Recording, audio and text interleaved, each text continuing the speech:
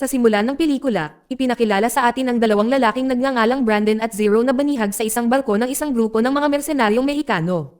Nang malapit na silang patayin, biglang lumaban ang dalawa at pinabagsak ang kanilang mga bihag sa isang brutal na kontra-atake.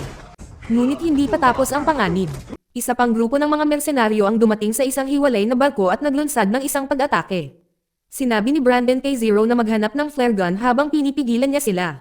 Nang makuha ito ni Zero, pinaputukan ni Brandon ang isang tangke ng langis sa barko ng kaaway. Pagkatapos ay sinenyasan niya si Zero na paputukin ang flare na nagdulot ng isang napakalaking pagsabog.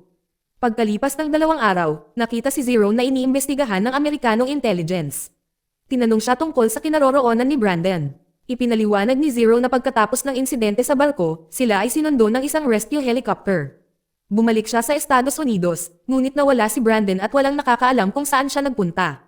Pagkatapos ay isiniwalat ng interogador na si Brandon ay tinutugis ngayon ng punong ministro ng Costa Verde dahil minsan niyang pinatay ang pamangkin ng punong ministro.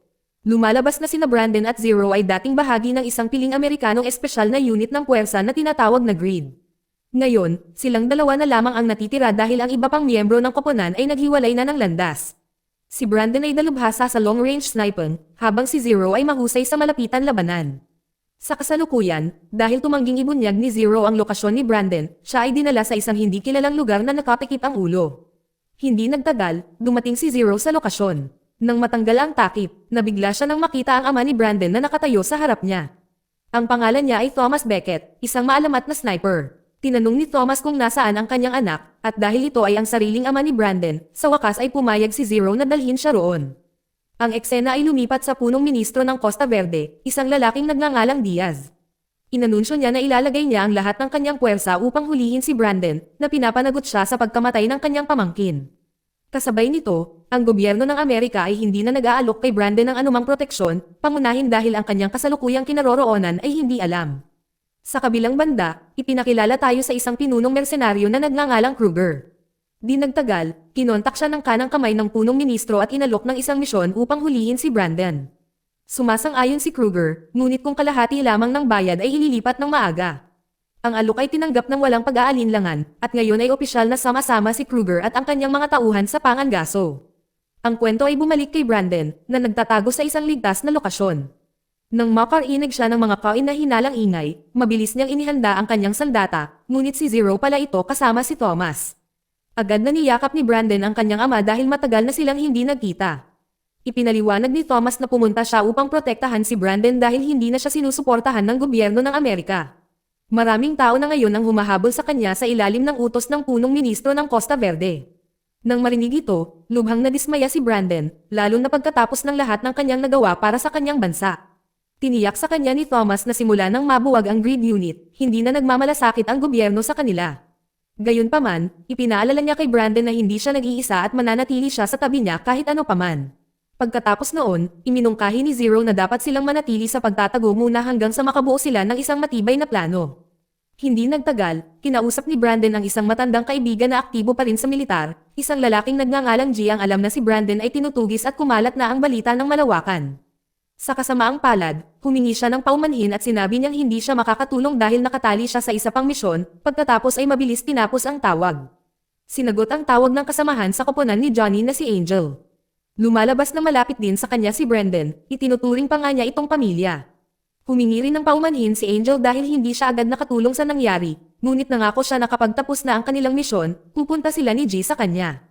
Pagkatapos ng tawag, dahil agad na inutusan ng commander si Angel na ihanda ang pangkat dahil magde-deploy sila ng gabing iyon. Ngunit bago pa man sila makaalis, isang biglaang pagsabog ang tumama sa kanilang himpilan. Isang grupo ng mga mersenaryo ang sumugod at sumalakay ng walang babala. Sa loob ng ilang minuto, ang buong pangkat ni Johnny ay nalipol. Ang eksena ay lumipat kina Brandon at Zero, na nasa kalagitnaan ng isang boxing session. Ang kanilang pagsasanay ay biglang naantala ni Manuel, ang katulong ni Thomas.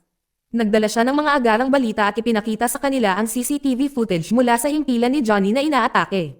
Sa footage, tinanggal ng pinuno ng mersenaryo ang kanyang maskara. Ipinakilala ang kanyang sarili bilang si Kruger. Bago matapos ang pagre-record, sinadya ni Kruger ang magpadala ng mensahe, alam niyang si Brandon ay manunood. Naging malinaw na sinadya ni Kruger na panatilihing buhay sina Johnny, Angel, at isa sa kanilang mga kasamahan sa koponan. Ang tunay niyang layunin ay gamitin sila upang mahanap si Brandon. Pagkatapos ay dinala niya silang tatlo sa kanyang base sa Costa Verde para sa pagtatanong. Nang makita ito, tumanggi si Brandon na manatiling walang ginagawa at agad nagmungkahi ng isang misyon sa pagsadjep. Gayunpaman, pinayuhan siya ni Manuel na manatiling matyaga at maghintay ng tamang sandali. Samantala, sa base ni Kruger, ang punong ministro ay naroon din at malinaw na nasisiyahan sa sitwasyon. Plano niyang ituring ang mga bihag bilang mga terorista at ipapatay sila sa loob ng 3 araw. Dahil dito, hindi na niya kakailangang habulin si Brandon dahil hindi maiiwasang darating si Brandon upang iligtas sila. Bumalik sa panig ni Brandon, tinawag niya at ni Zero ang dalawang dating miyembro ng Grid Team. Ang dalawang ito ay mga bihasang hacker na sumuporta sa marami sa kanilang mga nakaraang misyon. Pagdating nila, sila ay mainit na tinanggap at mabilis na pinaalalahanan sa bilis. Kasabay nito, sinimulan ni Kruger ang pagtatanong kay Angel, at sa kanilang kasama sa koponan, sinusubukang pilitin silang ibunyag ang lokasyon ni Brandon.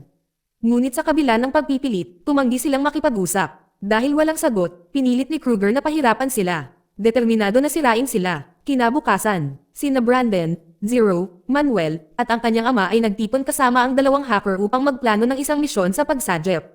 Sinimulan nilang i-map kung paano ililigtas si Angel at ang kanilang kasama sa koponan.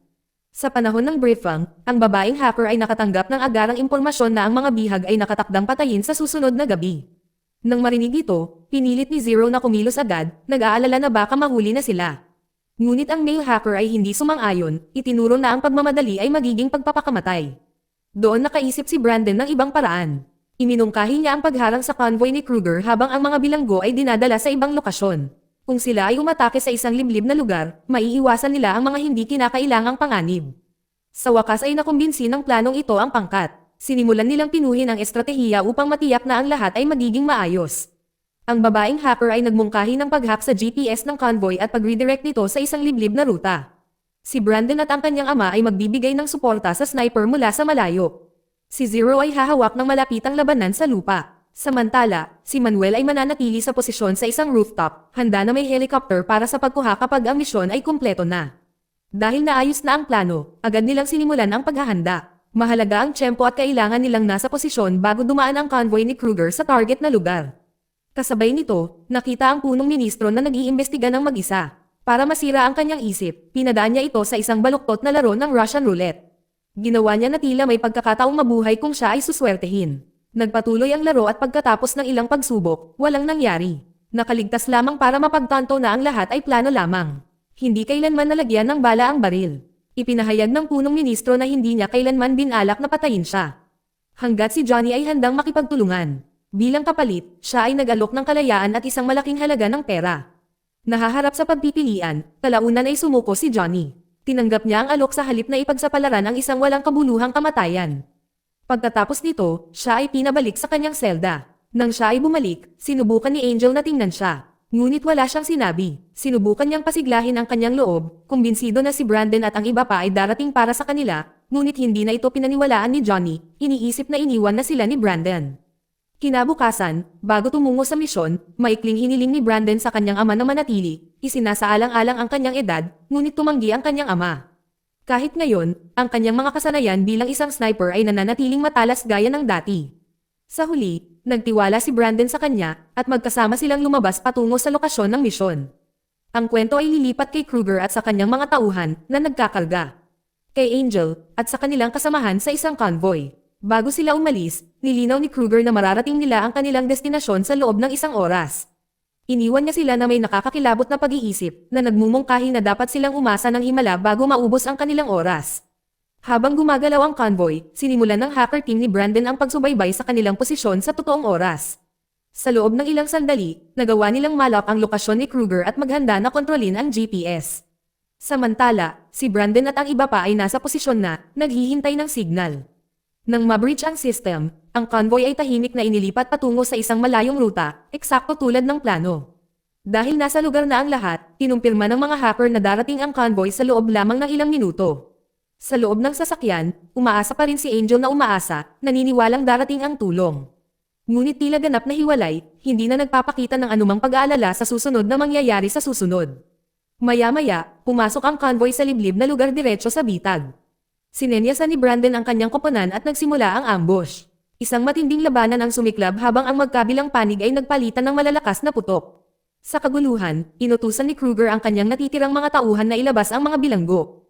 Sa kaguluhan, nagawa ni Johnny na makatakas at maglaho. Si Kruger, sa kabilang banda, ay kinuha ang isa sa mga bilanggo at umatras sa isang abandonadong bodega. Si Angel ay naiwan upang lumaban palabas ng sasakyan at pinabagsak ang mga mersenaryo sa paligid niya. Pagkatapos makalaya, nakita ni Angel si Zero na humahabol kay Kruger. Kasabay nito, bumaba si Brandon at nakipaglaban sa kanang kamay ni Kruger. Matindi at matagal ang laban. Ngunit sa huli, nagawa ni Brandon na mapatambo siya. Sa loob ng bodega, naghanda si Kruger na patayin ang natitirang bilanggo, ngunit dumating si Zero sa tamang oras. Sumunod ang isang brutal na laban at sa isang punto, nagsimulang makipaglaban si Zero sa kanya. Mabuti na lang at pumasok ang nailigtas na kasamahan sa koponan na naging dalawa sa isang labanan. Magkasama, natalo nila si Kruger. Hindi nagtagal pagkatapos, dumating si Angel sa pinangyarihan at mabilis na kinumpirma ni Zero na ang banta ay naalis na. Tiniyak din niya na ligtas na ngayon si Angel at ang iba pa. Samantala, hinahanap pa rin ni Brandon si John na nawala habang nagkakagulo. Habang naglalakad siya sa lugar, isang sasakyan ang biglang lumapit. Sa loob, natagpuan niya ang kanyang ama kasama si John. Walang pag-aalinlangan, pumasok si Brandon, sa wakas nakaramdam ng ginhawa dahil tila tapos na ang misyon. Samantala, nagawa ni Zero na maihatid si Angel at ang natitirang kasama sa koponan sa tuktok ng isang gusali kung saan naghihintay na si Manuel gamit ang isang helikopter. Gayunpaman, nagpasya si Zero na hindi pa sila dapat umalis at iginiit na hintayin ang pagdating ni Brandon at ng kanyang ama. Sinubukan ni Manuel na kontakan ang dalawang hacker para makakuha ng update sa lokasyon ni Brandon, ngunit biglang nawala ang lahat ng komunikasyon. Naputol ang signal at bumalik sa base. Napagtanto ng mga hacker na may sadyang sumabotahe sa kanilang koneksyon. Kasabay niyon, sina Brandon at ang kanyang ama ay nagpapatuloy pa rin kasama si G. Sa daan, nagsimulang magtanong si Brandon kung saan sila dinadala ni G. Tiniyak ni John sa kanila na dinadala niya sila sa isang ligtas na lugar. Ngunit hindi nagtagal, bigla siyang huminto sa isang walang katuturang dulo. Ilang sandali pa, dalawang sasakyan ang huminto sa kanilang likuran. Doon na naging malinaw ang katotohanan. Bago lumabas, inamin ni Johnny na wala siyang ibang pagpipilian kundi gawin ito. Ang mga sasakyan ay pagmamay-ari ng punong ministro at ng kanyang mga tauhan. Lumalabas na kikipagtulungan na pala si Diaz sa kanya noon pa man at kahit ang naunang pananambang ay bahagi ng isang mas malaking plano. Ngayong ganap ng napapaligiran, napagtanto ni Brandon na isa na lang ang natitirang bala niya na natitira. Tumaas ang tensyon nang pumasok ang kanyang ama papasok, pinakalma siya at hiningi ang sandata. Dahil sa tiwala sa kanya, iniabot ito ni Brandon sa kanya. Lumabas silang dalawa sa sasakyan at walang pag-aalinlangan, pinaputukan ng kanyang ama, diretsong tinutukan si Diaz. Tumama ang bala ngunit tumama lamang sa gilid ng kanyang leeg. Dahil doon, mabilis na nagbago ang bentahe. Naghanda si Diaz para gumanti at nang marating na ang tugatog ng sandali ay naputol ang kwento, naiwan ang lahat na nakabitin sa suspense. Dito nagtatapos ang kwento, salamat sa panonood.